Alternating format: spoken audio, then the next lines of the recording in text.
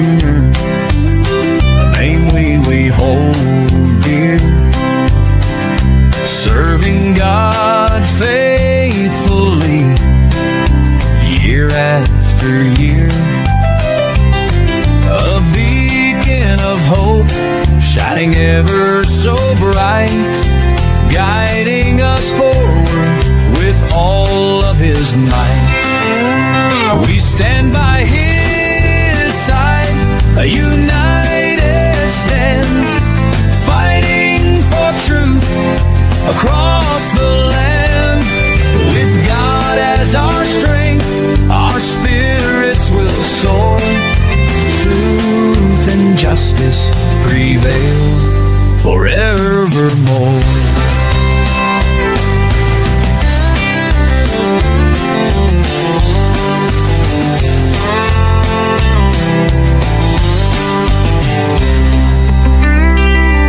We stand by His side, a united stand, fighting for truth across the land. With God as our strength, our spirits will soar. Truth and justice prevail forevermore. We stand by His side, a united stand, fighting for truth across the land. With God as our strength, our spirits will soar. Truth and justice prevail forevermore. We stand by His side, a united stand, fighting for truth across the land. With God as our strength, our spirits will soar. Truth and justice prevail forevermore. Forevermore.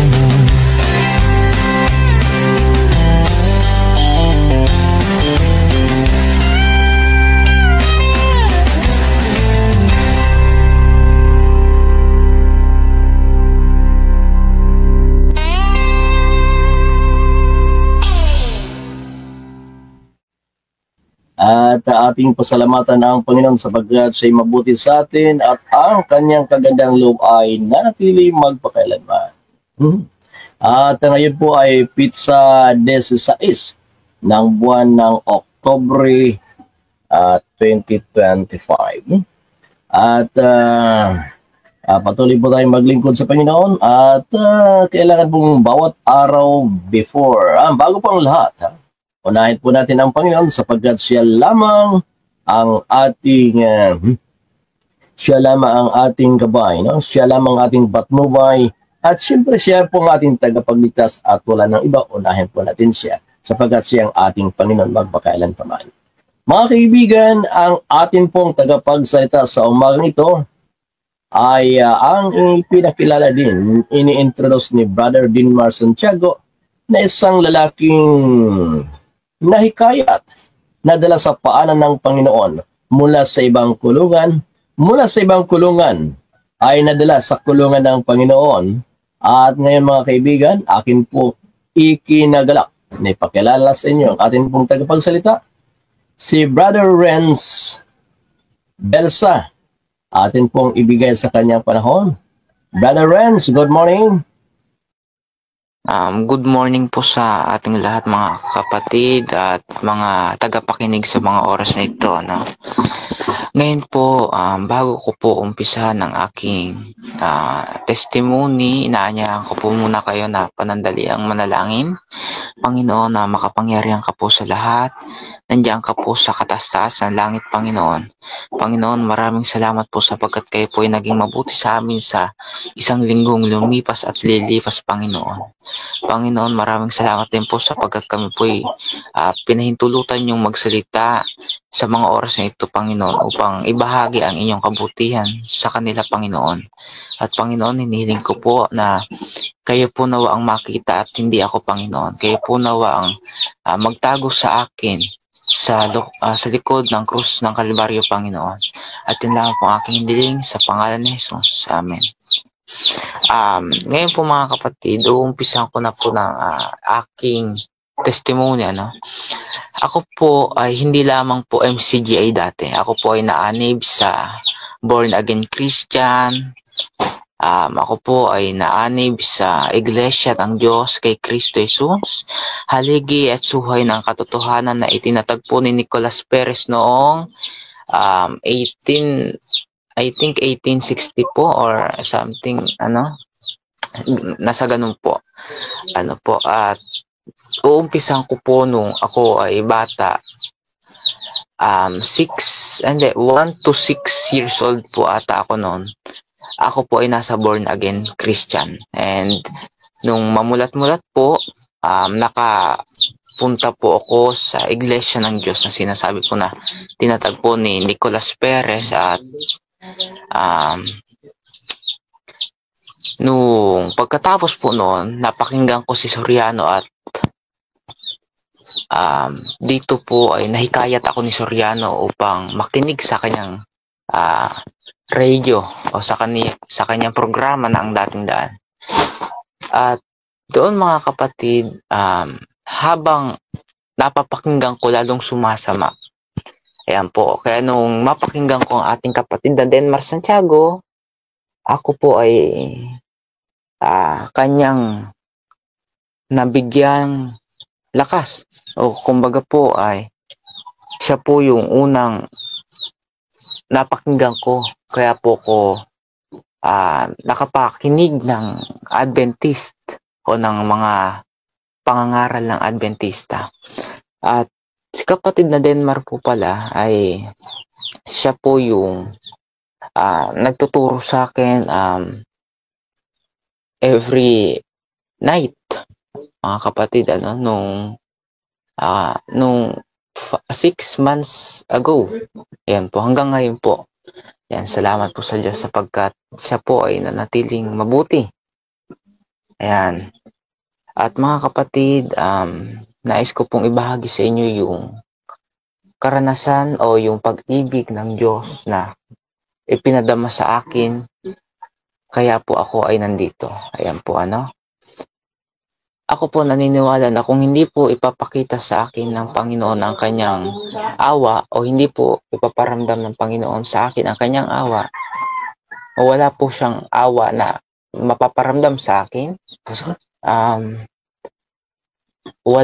hindi po ako pwede magbalik loob sa kanya or hindi po ako pwede bumalik sa kanyang paanan hanggat wala po akong nadadamang awa. At sa awa ng Panginoon, ngayon po ay nakabalik po ako sa paanan niya na tinawag sa pamamagitan ng ating kapatid na Denmar. At si kapatid na Denmar ang siyang ginamit na instrumento upang ako po ay makapanumbalik sa paanan ng ating Panginoon. At mga kapatid, noon po ako ay dating daan. Ako po ay naging defensor dyan ng 1 year and 3 months. Ayan. Hindi po official na defensor. Defensor lang, pero hindi po official na defensor. Ako po ay pinagtatanggol ko po talaga yan. At nung makilala ko po si kapatid na Denmar na yung dati ko pong kasama si Jared Almasora, siya po yung kumalaban kay kapatid na Denmar. At nung nireview ko po yung kanilang debate, dun po sa debate na yon napatunayan po ng ating kapatid na Denmar na ang Seventh-day Adventist ang siyang tunay na iglesia o nalabing iglesia sa panahon natin ngayon, mga kapatid. At ako po naniniwala, mga kapatid, na ang huling bayan ng Diyos sa panahong ito, mga kapatid, ay ang Seventh-day Adventist. At sabi po dun sa John chapter 10 verse 16, sabi po ng ating Panginoong Jesus, maraming mga tupa marami akong mga tupa na wala sa kulungang ito. Ayan po. Ako po naniniwala na isa po ako sa tupa na wala sa kulungan. Ang sabi po doon, kinakailangan din silang bumalik dito at diringgin nila ang aking tinig at sila magkakaroon ng isang pastol. Ayan. Diyan po ako nagkaroon ng pananampalatayang Adventist nung narinig ko yan, mga kapatid, sapagkat sabi ko nung ako'y dating daan, kung ito ang tunay na iglesia, bakit walang propeta, mga kapatid? Bakit walang propesiya, mga kapatid? Diba? Yung mga tanong ko hindi masagot. Sugo, meron daw silang sugo. Hindi po totoo. Kasi unang-una po ang sugo is hindi po nagmumura. Ayan, nung ako po dami ko pong natutunan dyan Dami ko pong natutunan na kasamaan. Natuto po akong magmura. Natuto po ako na magkaroon ng hindi magandang asal. Ano po?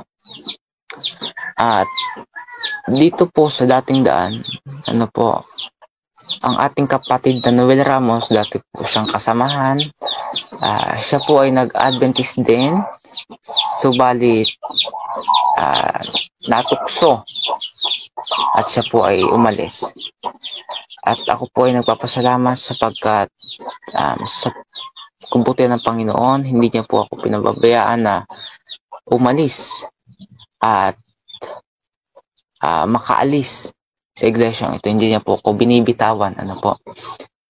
At ngayon po sa pag-umpisa, nais ko po sa inyo ikwento nung ako po ay bata doon sa born again Christian. Ayan po, wala pa po akong kamalay-malay nun sapagkat doon po ang pinagagagawa, tatalon ka, magsasayaw ka, kakanta ka ng mga rock po yun rock and roll na kanta, pero parang Christian po ata.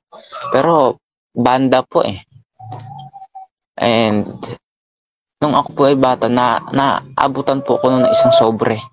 Ayan po, isang sobre na hindi ko po alam kung ano ilalagay ko doon. At nakikita ko po yung aking mga kasama na naglalagay ng pera. Ngayon po, nagtataka ko hindi naman po ako doon dapat magbigay unang-una kasi po wala po akong trabaho. Nagtaka po ako, sabi ko, bakit ako inambutan nito nang gayon ay wala akong trabaho, mga kapatid. At doon po na pag-isip-isip ko na layasan ko po yung religion na yun. At yung lolo ko po doon sa father side, ayan po, dati ko po siyang kasama doon sa Iglesia ng Diyos kay Kristo Jesus sa Ligit-Suhay ng Katotohanan na itinatag ni Nicolas Perez. Doon po ako medyo nagtagal. 6 to 12 to 11 years old po ako doon. Ayan po 6 to 11, 12 po pala, sorry. 12 years old po ako sa Iglesia ng Diyos kay Kristo Jesus, tinatag ni Nicolas Perez. Diyan po sa iglesia yan ay diyan po yung kinaaniban dati ni Eli Soriano na nagtayo ng dating daan, yung founder ng dating daan, mga kapatid. At diyan po nung ako po ay bata, lagi po akong kasama ng aking lolo na sumamba tuwing linggo. At siya po yung kumbaga kanang kamay po ako ng aking lolo doon. At makalaunan, mga kapatid, nung lumipas na makilala ko yung medyo namulat-mulat ako doon sa pagkakapikit ko, ay napakinggan ko si Soriano sa dating daan. Ayan. Sabi ko, hindi ito natatalo ng ninuman. Ayan, sabi ko. Ngayon po, mga kapatid, nagtagal po ako doon ng almost 2 years. 2 years. Bago po ako nakapunta sa itatatag sana ni Jared Almasora na iglesia na pinangalan ng mga kaanib sa Iglesia ng Diyos kay Kristo Jesus. Ayan po. Nung ako po ay nasa MCGI, wala pa po kasi ako nung sa MCJ nung buhay pa si Eli Soriano, and then nung namatay si Eli Soriano, saka ko lang po naisipan na umanib doon. At doon po mga kapatid, nung namatay si Eli Soriano, ang pumalit po doon si Daniel Lerson na nagtuturo ng pag-ibig daw ika sa kanila. Pag-ibig sa pamamagitan ng pera. Yon. Doon po sa napansin ko po habang tumatagal, pera lang po yung habol nila sa miyembro. Umalis na din po ko. At ngayon po nakilala ko sila Jared Almasora na magtatayo sana ng Iglesia ng Diyos kay Kristo Jesus. Yun po yung pangalan. O IDKKH kung tawagin mga kapatid. At dyan po nagtagal ako almost 1 or 2 months mga kapatid before ko nakilala ang ating kapatid na Denmar Santiago. Ayan po, nung ako po ay kasama nila Jared Almasora, lahat po hinaharap nila, maging ang ating kapatid na Denmar ngunit sa kabutihan ng Diyos, hindi nagiba ni Jared Almasora ang katotohanang isinalaysay sa pamamagitan ng ating kapatid na Denmar. At doon po mga kapatid, napatunayan ni kapatid na Denmar, sabi ko nga po kanina na ang Seventh-day Adventist ay siyang tunay na iglesia o nalalabing iglesia sa panahon natin ngayon. At mga kapatid, ito na po yung pinakamahalagang punto natin sa umagang ito. Yung ikwento ko po yung pag-ibig ng Diyos sa aking buhay kung bakit po ako naririto sa iglesyang tunay at iglesyang nalabi na siyang may tatak ng Diyos, na siyang may patotoo na Jesus. Ayan po. Umpisan ko po, nung ako po ay nakapakinig kay Denmar Santiago sa ating pong kapatid na Denmar, si kapatid na Denmar po yung, sabi ko po noon sa kanya, Brother Denmar, pwede ko po ba suri ang SDA? Yan. Marami po akong nasuri na totoo nga po talaga. Historically speaking, biblically speaking, totoo po talaga. Ano po, doon pa lang po nung diniskas sa akin kapatid na Denmar, yung doon sa 1844 na kasama po doon yung paglitaw ng Remnant Church. Napatunayan ko po talaga na ang Seventh-day Adventist, siya ang Remnant Church na itinatag ng ating Panginoon. At habang tumatagal po, may mga paratang po. Yes, ito po yung isang paratang na sinasabi. Sabi ko po noon dati na nasa IDKKH po ako, sabi ko po dati na wala po kong kaalam-alam dito noon sa Seventh-day Adventist. Sabi ko, kukuha lang ako ng referensya. Ako po ay aalis doon. Sabi ko, para hindi magalit sila. Yung dati ko pong mga kasamahan. Yan, kukuha ako ng referensya, din aalis ako, yung pagkakasabi ko. Ngayon po, habang tumatagal, ako po ay naging kaanib na dito, nabautismuhan, mga kapatid. At nalaman po yun ng ating kapatid na Denmar, yung sinabi ko na reference lang ang habol ko sa Seventh-day Adventist. Ewan ko po kung nagtampo po sa akin si kapatid na Denmar, At doon po, mga kapatid, ay pinaliwanag ko po kung totoo po ba yun o hindi. Kasi po, may mga paratang po kasi, yes, totoo po yung sinabi ko, pero hindi po totoo na gagawin ko yon. Kaya ako po nasabi yon para po hindi sila magalit sa akin na ako po ay mag-Adventist, sapagkat ako po ay takot dati na malaman nila na ako isang Adventist, baka po ako iswigin.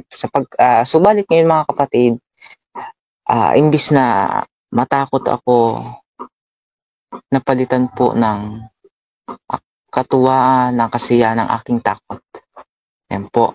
So, nung malaman po yun ni kapatid na Denmar, nagtampo po, tapos sabi po sa akin nun siguro, hindi mo nakita Brother Renat. May nalaman ako sa'yo. Yan po, pinaliwanag ko po sa kanya, ganyan. At marami din pong mga paratang sa akin hanggang ngayon, na ang habol ko lang daw sa Seventh-day Adventist ay babae. Actually, yun po ay masamang paratang. Yun po ay hindi ko sinabi at hindi po yung totoo. At nais ko lamang pong linawin sa inyo mga kapatid na Sabi ko nga po kanina, kung hindi po pinaramdam sa akin ng Panginoon ang kanyang awa, hindi po ako sisisi sa kanyang banal na paahan. Kaya yun mga kapatid ang umpisa ng aking pagiging Adventist. Habang tumatagal po, nakikilala ko po pong lubos ang ating Panginoong Hesus na siyang sa akin nagtubo sa krus ng Kalbaryo. Hanggang ngayon po doon sa sanktuaryo, sabi ko po, dati yung sanctuary na yan, hindi po yung totoo eh. Ako po yung nasa dating daan, hindi po yung totoo. Sabi ko, ba't mga kapatid, hindi ko po masabing hindi totoo kasi po may patunay tayo. Ano po nasa Biblia. At unang-una po dahilan kung bakit po ako na-converti dito sa Adventist dahil po sa aral, dahil sa propesya. Ayan din po, isa din po yan sa nakapag-convert sa akin dito sa Adventist, yung prophecy mga kapatid. Yung prophecy na yan ang siyang nagbigay sa akin ng kumbaga po, yung prophecy na yan siyang nagpaliwanag sa akin na ito talaga yung remnant church. At ito yung iglesia ng Diyos sa huling panahon o sa huling kapanahunan na siyang may tatak ng Diyos at may patotoo ni Jesus. Ayan po.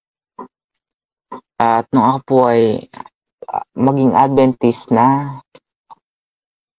si Noel Ramos po, siguro po kilala niyo po siya, no? Siya po ay lubos na mapanirang puri sa inyong maliit na lingkod kay Kristo mga kapatid. At hanggang ngayon po, patuloy po siyang naninira sapagkat ako po naniniwala na ang demonyo ay galit sa anak ng Diyos. At mga kapatid, nais ko pong linawin sa inyo yung mga paratang na isinampa sa akin na paratang nila Noel Ramos and Jared Almasora na sabi daw nila kukuha lang daw ako dito ng member.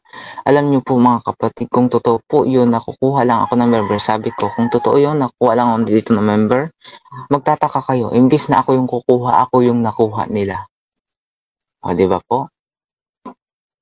At kung isa man po si Noel sa magsasabi na ito pong iglesyang ito ay hindi tunay at ako po ay umanib dahil lang sa babae, referensya, etc. Handa ko pong sagutin lahat ng mga paratang niyaon. Sapagkat ako po talaga ay nakumberte sa pamamagitan ng pakikinig. Sabi nga po dun sa Biblia, paano makapakikinig kung walang mangangaral. Ang nangaral po ay si kapatid na Denmar. Ayan po, napakinggan ko po ang kanilang pangangaral, sila Brother Thompson, sila Brother Johnson, at si Brother Camacho. Ayan po. At si Brother Denmar, apat po yun sila napakinggan ko yan. Sila po yung apat na mangangaral na napakinggan ko mga kapatid. Nangaral sila, napakinggan ko, at yun po, hanggang ngayon, dala-dala ko po yung kanilang ipinangaral sa akin. At mga kapatid, sa awa at tulong ng Panginoon, ako po ay nasa inyong harapan. Mga kapatid, na masigla, na tumutupad sa tungkulin bilang isang misyonero ng ating Panginoong Diyos.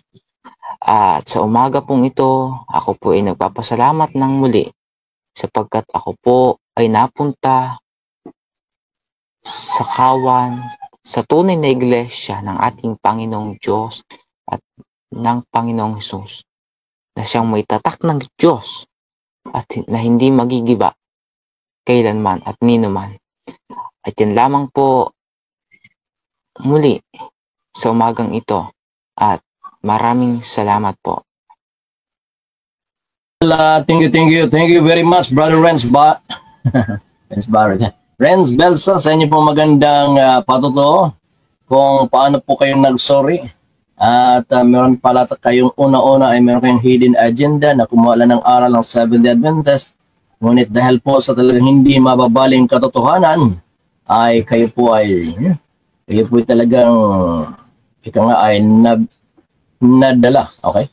Kayo lubusang nahikayat sa tunay na kulungan, no?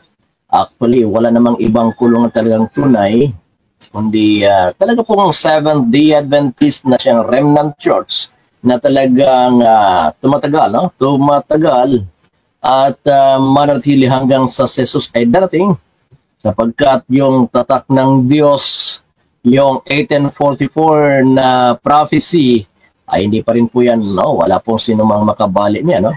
Kasi po talagang ang remnant church ay nagkaroon po talaga ng kabiguan, no? At yan po atin pong mapatunayan dyan sa aklat ng Revelation 10 na mayroong kabiguan, mayroong papait na pabalita pagdating sa tiyan, ngunit sa bibig ay matamis. Yan po, naranasan po yan ng remnant church na Seventh-day Adventist na nagpapatuloy mula 1844 hanggang sa kasalukuyan. Salamat po sa mga nanonood sa mga oras na ito, mga kapatid. Nakinig sa pagpapatunay ng tunay na iglesia bilang inyong maliit na lingkod kay Kristo. Hinihiling ko po sa mga oras na ito na panghawakan po nating mabuti ang ating pinanghahawakang pananampalataya at tayo po ay magpakatibay. Huwag po tayong umalis dahil lang sa binasted tayo ng babae or something else. Tayo po dapat ay huwag gumaya sa ating kapatid na Noel na lumayas hindi dahil sa aral, kundi dahil binasted siya ng babae. Kaya mga kapatid, nawa po tayo po ay anuman po ang suliraning ating kinakaharap, anuman po ang ating problema ang kinahaharap ngayon mga kapatid, lagi lang po natin panghahawakan na ang Diyos o ang biyaya ng Diyos ay di hamak na mas malaki kaysa ating mga problema. At yan lamang po ang aking sasabihin sa umagang ito. Muli po, panghawakan po nating matibay ang ating mga pananampalataya, sapagkat sabi ni Kristo, ang magtiis hanggang sa wakas ay isang maliligtas. Ayun lang po at marami pong salamat. Sige po, sa ating pong pagtatapos, inaanyayahan ko po kayong manalangin. Panginoon, makapangyarihan ka po sa lahat. Panginoon, maraming salamat po sapagkat kayo po ay nanatiling mabuti sa amin bilang inyong mga anak, Panginoon. Sa inyo po, tinawag niyo po kami sa inyong kulungan, sa inyong kawan, upang kami po ay maglingkod sa iyo, Panginoon. At Panginoon, maraming salamat din po sapagkat kayo po ang Diyos na siyang sa amin gumabay at hindi niyo po kami pinabayaan sa anumang kapighatian na aming nadadamdam, Panginoon, o nararamdaman. Hindi niyo po kami pinababayaan. At Panginoon, hinihiling ko po sa mga oras pong ito na ang bawat isa po sa amin ay tulungan niyo po nawa na maging matatag, Panginoon, na humawak sa kanyang pananampalataya sa tulong po ni Kristo, Panginoon. At Panginoon, hinihiling ko po sa mga oras na ito na ang bawat isa sa amin po, nawa, Panginoon, ay huwag nawa pong mangyari na tumalikod po sa inyong huling remnant church, Panginoon, kundi po inyo po silang gabayan saan man po sila naroroon upang ang tukso po ay hindi po manalo sa inyong Panginoon at sa kanila, upang ang kanila pong pananampalataya ay hindi po maigiba o matanggal ng basta-basta, Panginoon. At Panginoon, hinihiling ko po saan man po kami naroroon, gabayan niyo po nawa ang bawat isa sa amin, Panginoon. At Panginoon, hinihiling ko po, pagpalain niyo po nawa ang aming mga kapatid sa iglesia, saan man po sila naroroon, maging sa iba't ibang sulok po ito ng mundo, Panginoon. At Panginoon, hinihiling ko din po sa mga oras na ito ng bawat isa po sa amin ay patuloy niyo pong basbasan at pagpalain, at nawa, Panginoon, ikaw po ang manguna sa amin sa bawat lakad namin, para ang kalulatian niyo lamang po ang nakikita at hindi po sa amin. At yan lang po ang amin niling sa pangalan ni Jesus. Amen.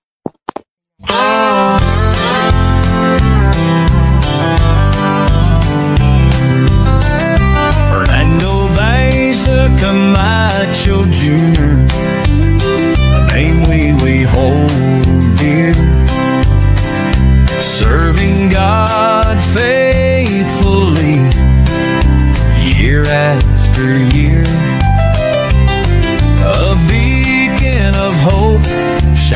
ever so bright, guiding us forward with all of his might. We stand by his side, a united stand, fighting for truth across the land.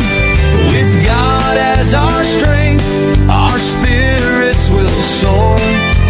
Truth and justice prevail forevermore.